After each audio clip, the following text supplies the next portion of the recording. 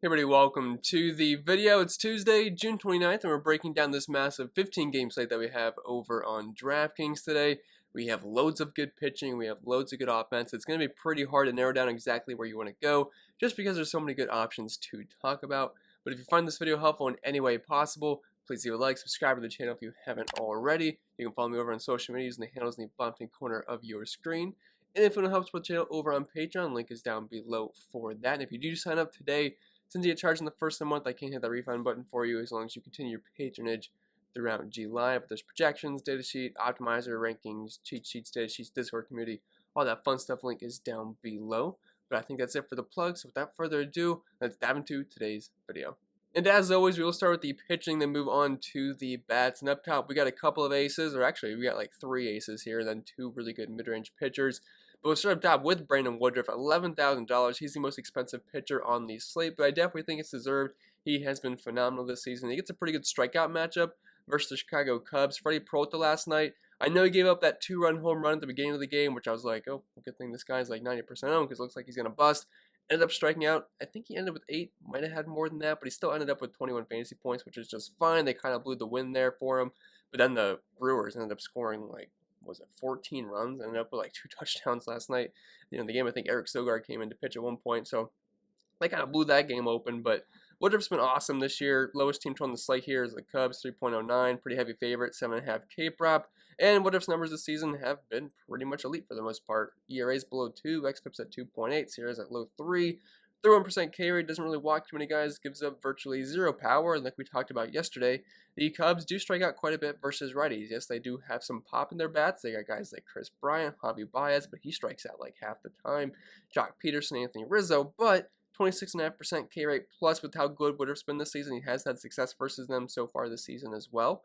I don't think there's anything to worry about. It's just a matter of being able to afford him, but if you can afford him, I definitely think he's a fantastic option. And this year, I've noticed it's been a lot easier to spend it for pitching this year than it has in the past, just because the offense, I feel like, has been underpriced for the most part, like all season long. I'm not sure if anyone else agrees with me, but I feel like in the past it was harder to spend it for pitching. Like, if you wanted to play Woodruff and Robbie Ray today together, I mean, I'm sure you can make that work, but not sure that's something exactly that I'm going to do today, but I'm just saying it might not be the hardest thing in the world to do.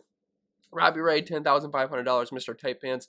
He has been oddly awesome this year. Like, in the past, I've always liked Robbie Ray because of the strikeout upside, but he's always had walk issues and power issues. Now, he still has some power issues. I believe his ISO is around 200 this season. Yeah, giving up exactly a 200 ISO this year with 2 homers per 9 and 36.2% contact rate, so that's the only downside with Robbie Ray, but he's fixed the walk issue. I mean, his walks are nearly what Brandon Woodruff is, and Brandon Woodruff's got great control, 31% K rate, and only a 6.3% walk rate. Like, the strikeouts have been there, the walks have not been there, which is kind of crazy to think with Robbie Ray, but the guy has been absolutely awesome for Toronto this year, and he gets a fantastic matchup versus Seattle as a lefty, because anytime there's a lefty versus Seattle, as long as they have a decent arm, which Robbie Ray's got definitely an above-average arm this season, they're always going to be in play for me because of that 27.7% K rate versus lefties this year, 162 team ISO, OEP below 285, and 87 WRC plus, and that Woba showing up without 2 spots there is kind of bothering me. Let me fix that there. There we go. That looks better. So anyway, yeah, this is a good spot for Robbie Ray. Like him a lot now. For $500 more, do I feel a little bit more comfortable with Brandon Woodruff? Sure. Plus, the team total is about a run higher for the Seattle Mariners here, so I would prefer Woodruff, but I think Robbie Ray's an excellent pivot there at what should be lower ownership. Not sure it's going to be crazy much, like a ton lower, but definitely should be a little bit lower there. So if you're looking for the pivot, don't hit Robbie Ray because he has a ton of upside in this matchup. Dropping down to Lucas Giolito, $8,700. Kind of odd pricing here. Yesterday he was, what was he yesterday? 10,300. Sounds about right. I know he's in the 10K range, and I liked him. I thought he was a decent play there versus Minnesota. He had a really good game versus them earlier this season. Not saying that's gonna mean it's gonna be the exact same kind of game, but Lucas Giolito is an ace-level pitcher. Yes, he has his struggles. He will give some power, but $8,700 for him. If I liked him yesterday at above 10,000, I have to like him about $1,500 cheaper in the same exact matchup. The game got postponed yesterday due to rain, so they couldn't end up going, but we're getting another crack at it tonight. And yes, Minnesota does have some decent bats. Max Kepler, Nelson Cruz, Josh Donaldson, even Alex Kirilloff's there. I mean, it's not a terrible lineup or anything, but $8,700 for a guy like Lucas Giolito, I think he's going to be your chalky SP2 today. I mean, he just makes things kind of fit quite easily, and he's got over a 30% K rate this season, just 0.1 off of Brandon Woodruff and Robbie Ray. The walks are just a little bit higher, and the ISO is at 210 this year, so kind of like Robbie Ray, where he will give some power, but nothing I'm going to be overly concerned about. He can survive a solo shot or two as long as the strikeouts are there for him. And again, the matchup versus the Twins isn't exactly great, but I mean, it just seems like a bit of a low price tag. So I definitely think Lucas Giolito is certainly in play today and could certainly go there in cash games. And then getting into our SP2s, which I guess Lucas Giolito is still an SP2, but I always kind of view him as an SP1. So we'll just continue the SP2s, I should say. James Kaprielian here, $8,000. He's been solid so far this season. I'm not going to say he's been great or anything because ERA is below 3, which looks good on paper. But the underlying numbers are a little bit scarier considering the xFIP's closer to 5 and the Sierra's in the low 4s. But I like the matchup here versus the Rangers. They do struggle versus lefties. Some overall pretty weak numbers. Not striking out a ton, 23.4% carry, but they don't walk very much. Only a 133 team ISO, 88 WRC plus. Woba is below 300. Kaprielian, he's had some decent starts so far this season, and 25.7% carry does look pretty good. Gives up less than a 200 batting average. The ISO is below 200, which is better than Robbie Ray, Lucas Giolito, and the walks aren't a bit of an issue. I mean, 10.6% walk rate. It's only a 44 inning sample size, so I hate to put too much into Kaprielian numbers here, but I think there's a little bit of upside here versus Texas. It's a pitcher-friendly park in Oakland. I think Oakland can pick up the win for him as long as he can go the 5+ innings because we have Fulte on the mound for the Rangers, and I think the Oakland A's should be able to hit him up a little bit. They're not my favorite stack on the slate. I don't have any of them listed on the offensive, but I think Matt Olson can certainly be a factor there. I mean, he's been great versus righties this season, and Fulte definitely gives him some hard contact. So if Kaprielian can pick up the win today, pitch good enough for that, I think at $8,000, he's definitely a decent play there. And only a 3.6 implied team total against him. Then German Marquez, $7,700. Didn't he have a perfect game going for a little bit last time out versus Seattle? I want to say he ended up with 32 fantasy points in that game. Ended up giving up pretty sure he gave up a homer, which kind of ended it. 2 hits and a homer. I know he had an earned run. I was on the early slate, so I wasn't too invested in that game. But the guy's a good pitcher. And DraftKings usually prices him in like the upper 5K to 6K range, like every single time. So they priced him up this time closer to $8,000, which I think it's a respectable price tag for Marquez, so we're not getting him at exact value today because he is pitching in Coors Field, which is always a bit scary. But we saw Pittsburgh get blanked yesterday. It was a 2-0 game, and Coors definitely failed a little bit. If you played that early slate, I didn't play the early slate. I'm not going to play two Slater, but I mean it's a good spot versus Pittsburgh. They don't strike out a lot, and Marquez isn't exactly the biggest strikeout pitcher in the world, but he can limit the hard contact. 30% hard contact, 55% ground ball rate, less than a homer per 9, and the Pirates have no power. I mean, 123 ISO versus rights this season. They don't strike out, but an 85 WRC plus, 291 WOBA. I think for the price tag, Marquez is interesting. People are going to play him because it's Coors Field, but his numbers are fine this season. 3.7 xFIP, 4.1 Sierra. ERA is just below 4, 23.4% strikeout rate. Only a 115 ISO given up. Also not going to be tremendously hot in Coors today. And it's not like I remember a couple weeks ago it was like 100-some degrees. It's not going to be that today, so if you want to play Marquez, I think you can. I probably might feel a little bit more comfortable with Kaprielian just because it's not in Coors Field, but I think Marquez is certainly an option. Not to say I don't have some interest in Pittsburgh. I think guys like Colin Moran is just dirt cheap hitting cleanup. I mean, you can always play him in cash games. I'd have no issue with that because you're going to see the Rockies bullpen at some point. The Rockies bullpen's just terrible. So, but I think Marquez is certainly an option. I think you could probably go 6+ innings, maybe give up a run or two, but handful of strikeouts, not bad at $7,700. But that'll be it for the pitching, so let's move right over to the bats. And it is a good bat slate. And there's some teams that I don't even have listed on here, but you can play them too. Like I don't have any Oakland A's. I barely have any Yankees. I barely have any Astros. We don't even know who their pitcher's going to be. You can see right beside Michael Brantley, there's an NA there because DraftKings has Alexander Wells as the projected pitcher, but he pitched last night in the bullpen, so can't imagine that's going to be the case. I looked on Twitter, and I don't think anybody knows who's going to be pitching today, but either way, you can play out the Astros. I just don't have a lot of these guys listed because it's a 15-game slate, and we can't list every single player here. But anyway, we'll start up top with the catcher position. Gary Sanchez, $4,800. If you are spending up a catcher today, I don't really see myself doing so, but I just like the power upside versus Andrew Heaney. Andrew Heaney is a good pitcher with strikeout upside, but one problem with him is he will give up power, and he gives up some hard contact. And you got like Gary Sanchez, who just have power versus lefties. I think he makes sense with this 260 ISO this season. Christian Vasquez, $3,800. That Boston KC game kind of popped off yesterday. Kind of popped off early, then slowed down a little bit, but definitely like going right back to the well here. Brad Keller is not a very good pitcher. Team total above 6 today for the Boston Red Sox, which is kind of right on par with the Rockies in Coors Field versus Chase DeYoung. But anyway, Christian Vasquez is not a great catcher or anything. He can hit for a decent average relative to what catchers can do for the most part, but the power has not been there this season. But I just don't mind picking on Brad Keller here. I mean, like all the Red Sox quite a bit today. Then if you want a free option, we have Dalton Varsho, $2,000. He is playing like a free option this season. 0.58 ISO, 154 batting average, but Carlos Martinez, not a pitcher I really respect these days. Looking at his splits this season overall, he's got a 6.7 ERA, 5 xFIP, 5.2 SIERA, only a 14.9% K rate. And looking at the power numbers, not a ton of power, 146 ISO, 31% hard contact rate, but the guy is just not very good. And versus lefties, those numbers get even a little bit worse. So definitely think we can use a dirt cheap lefty here in Dalton Varsho just to free up some salary. Like yesterday, I played forget his first name, but I think it was Mazikia for the Mets. I think he got on base. It was a lucky hit. I saw it. But if you just get points at $2,000, you'll be happy because it opens up pretty much the rest of your lineup. Dropping out of first base, we have Bobby Bradley, $4,800. Love the Indians today. They scored 13 runs yesterday versus the Tigers. Absolutely killed it. I had some interest in the Indians, but I did not think they were going to score 13 runs. But they get another great spot here versus Jose Urena. 5.5 team total here. Bobby Bradley. It's a limited sample size this season, but ever since getting called up, the guy has been fantastic, which kind of makes you wonder why he wasn't called up earlier in the season over Jake Bauers. But 357 ISO this year. Batting average isn't too high at 250, but close to a 400 WOBA. Is walking at a double-digit clip. Is getting a lot of ground balls, which I don't love, but I mean, only a 7.5% hard contact rate. Like, he is hitting for quite a bit of power right now. I love the spot. Lefty here versus Jose Urena, who's always struggled versus them. I think Bradley makes a lot of sense in tournaments. I guess you could get there in cash games. Just feels a bit expensive to pay $5,000 for him in cash. CJ Cron, $4,600. Like all the Rockies here versus the Pirates. Highest team total on the slate currently. There's nothing out for the Astros. Maybe they could rival that, but we're in Coors Field. I mean, yeah, give me all the Rockies that I can handle today. And then Colin Moran, $3,100. I could see him being the cash game guy today. If you have to go cheap at first base, he's going to be hitting cleanup here. I know his numbers aren't great, but he just hit for over 280 this season with just a little bit of power, 137 ISO. But at his price point, batting cleanup in Coors, team total close to 5, I think he's a fine option there. Usually the Pirates have a team total in like the low 3s or something, so this is definitely a big boost for them. Dropping out of second base, Jake Cronenworth, $4,700. He's kind of been on fire recently, ran at 200 ISO this season with close to a 285 batting average, 130 WRC+. Price isn't out of this world. I think the San Diego Padres are a decent stack tonight. In Cincinnati, definitely a big hitter-friendly park there. Definite park boost from Petco Park, and team total around 5.5. So I do like all the Padres quite a bit, even though I don't have many of them listed. But you can play Manny Machado, Tatis, Cronenworth, all those kind of guys today.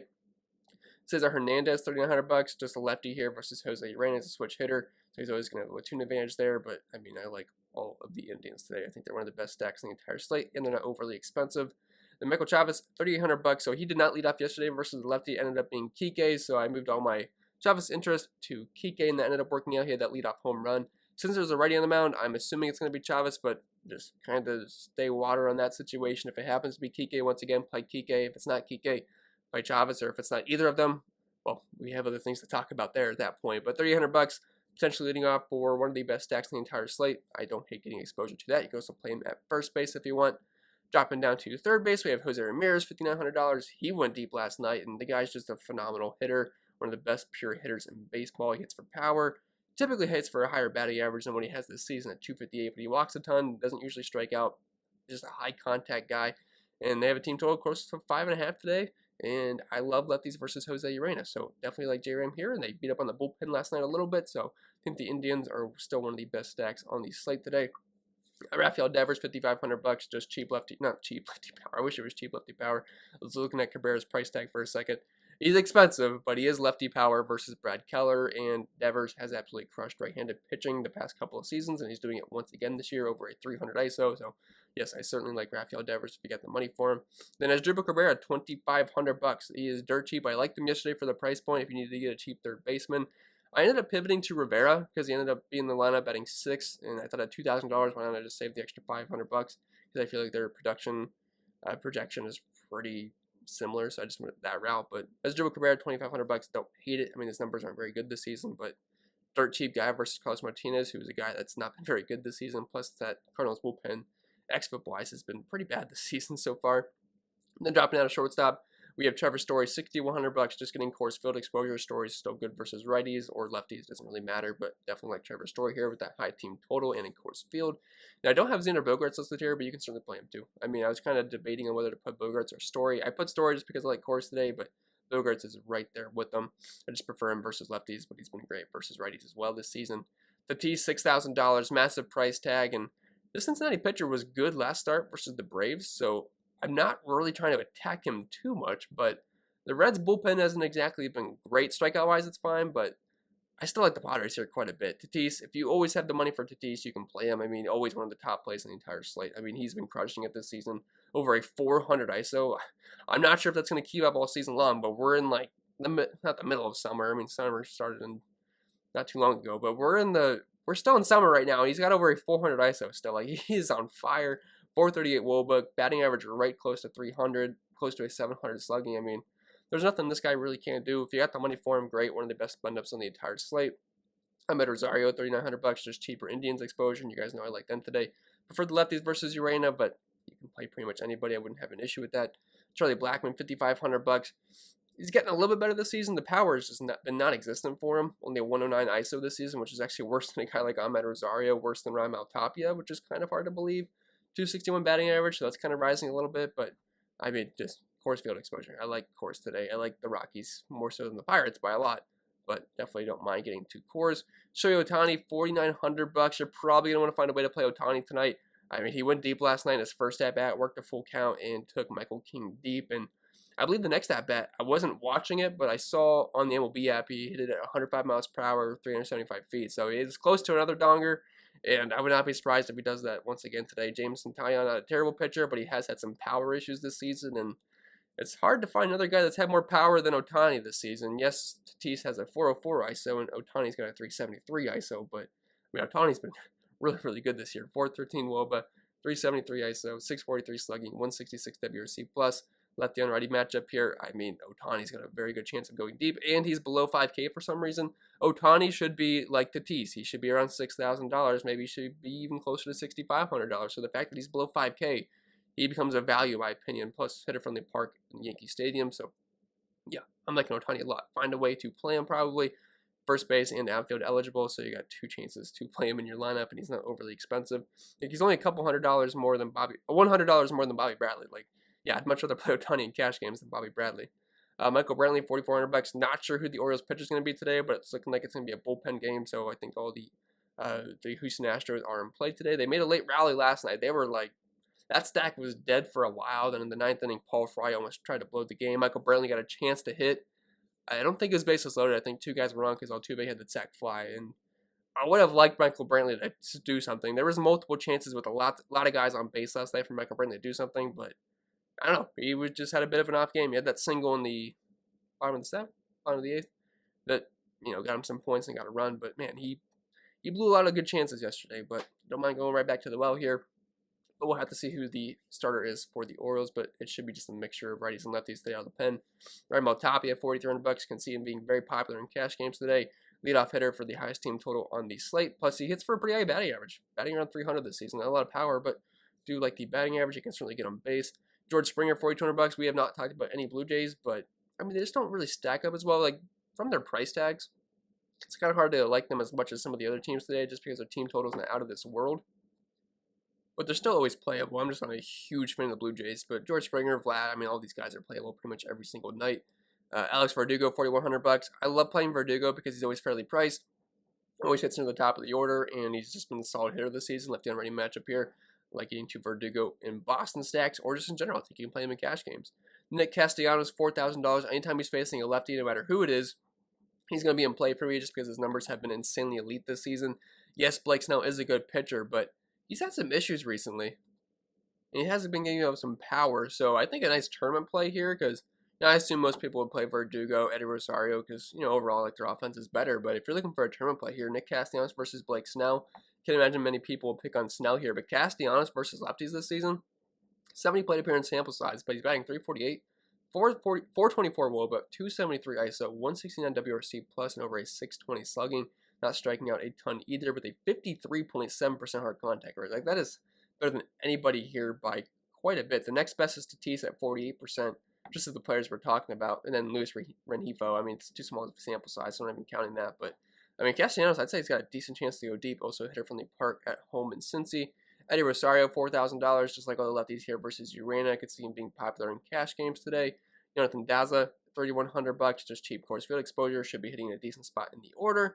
Then Rengifo, $2,000. He's free, should have a decent spot. And, I mean, what more do you want at $2,000? I mean, if he gets on base and he gets a run, you'll be happy at that price point.